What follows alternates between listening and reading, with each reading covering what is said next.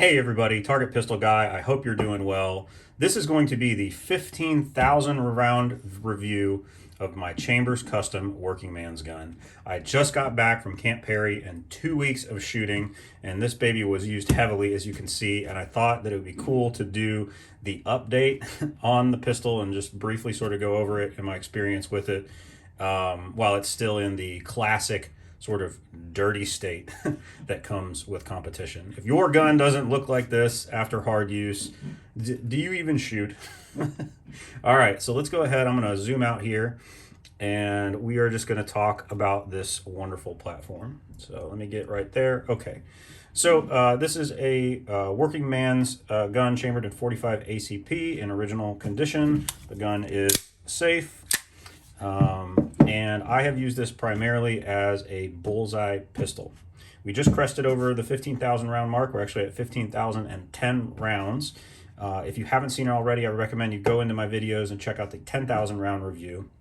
Let's talk first about reliability, because a lot of reasons that people poo-poo 1911s is they don't feel that they're reliable. I believe in my 10,000 round review, I reported 4 malfunctions. At 15,000 rounds, I can report only 4 malfunctions.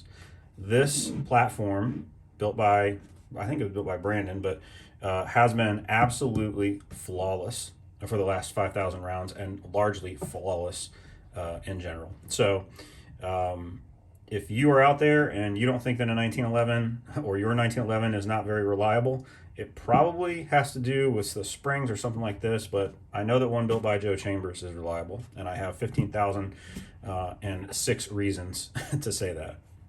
It's if this is your first time seeing it, it is a very, very handsome piece. Not a safe queen, so hashtag not a safe queen. It didn't come this way originally, but I had ball cuts put on it, and then I also had an arched mainspring housing. So we will go from front to back and just talk briefly about it. The barrel is a cart barrel, fantastic barrel. The front sight is actually, you can kind of see it, is a gold inlay front sight. Though over the last week, I sort of found the gold a little bit distracting, and so I pretty consistently, as you can see, applied sight black during shooting, and it worked really, really, really well. I will get this bad boy cleaned up and I get it back to looking new. But if you have a gold inline sight or you got a fiber optic, don't sweat putting sight black on it. Just go ahead and spray it up. The black and the white on it, somebody called the yin and yang of bullseye shooting. You got your black powder and your white powder. All right. People are probably wondering what this tape is. So this tape, and there are a couple different iterations, but this tape is the tape that you get from the CMP trailer when you get the trigger weight. So there's a trigger weight requirement in service pistol competitions of 4 pounds. And so this trigger, obviously safe, rates 4 pounds. So take up hits the wall there, and I'm going to have a short roll at 4 pounds. Here's your reset. There you go. Fantastic. It's really starting to develop some really, really nice patina. So for those who don't know, you take your grip. Oh man, look at all that. You take your grip in a bullseye competition. You are loading the gun, grabbing it like that, loading your hand into it like that, and generally my finger will stay right there until already on the firing line, and then it comes in and you take out the slag. So you can see that it is getting worn right there. This is practically gone, and then where I grab it like that is getting worn as well. Just awesome. And then of course, where I grip the handgun is wearing away. I'll never get this reblued, at least I don't think I will. You can see I've got some little bite marks on the trigger here. That's because I briefly sort of experimented, I guess is the way that I would put it, with a trigger shoe. It didn't take too long to realize that that wasn't something that I wanted to do. This does have stippling, but as you can see, I have added grip tape. You have to live the grip tape life, and right now these have Kensite shark skin grips on them. Pretty liberal use of grip powder, as you can see. You can sort of see where my fingers go when I use it. We'll go over on this side. Big old scratch mark right there. Just, no issues, just a big old scratch mark. The top is sort of not serrated, but dulled, with a stipple pattern, similar stipple pattern to what is on the front strap. I love it.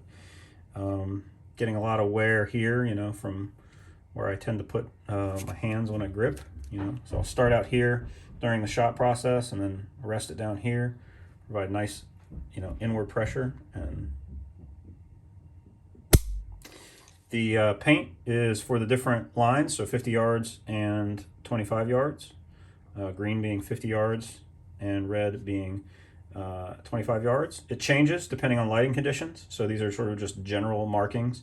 And when I go into my shooting, I'll say, if I'm sighting in, I'll say, well, I was 2 up from green, right? And that knows that at 50 I'm at 2 up from green, and then from 50 to 25, almost consistently, my adjustments are 2 down and 2 left, back at 25.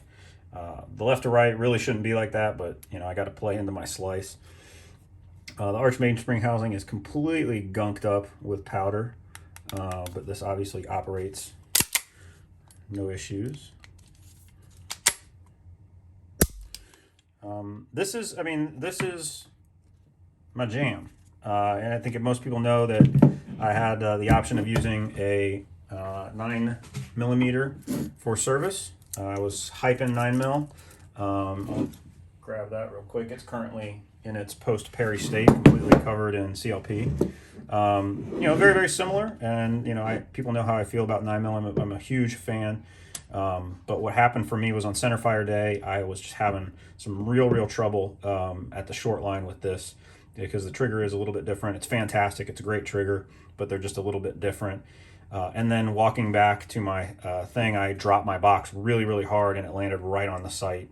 And I knew that I wasn't, going to be able to test fire it before the P100, and I didn't want to take a record shot as, sort of a sighter. So Friday was 45 day, so that sort of also gave me the benefit of shooting a full day with this prior to the P100, really dialing in, where it was hitting and being able to walk in with confidence. So for those who are out and sort of are debating to spend the coin on a working man's gun, I would say, highly recommended. If you have the ability to buy one, go ahead and do it, whether that's directly from Chambers Custom or somebody who's getting rid of them. They don't come up very often. I love the buried Bomar. I love the front sight. I love just the feel of it. There isn't a thing about this gun that I don't just adore, and I figured that everybody would get a treat out of seeing it in its competition state before I go ahead and smack this bad boy with as much CLP. Let's go ahead and do that now, just for all of you.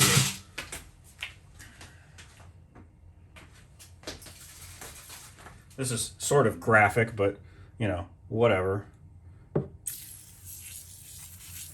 This is how you treat a gun after Perry. This is how I do. This is step 1. Get it.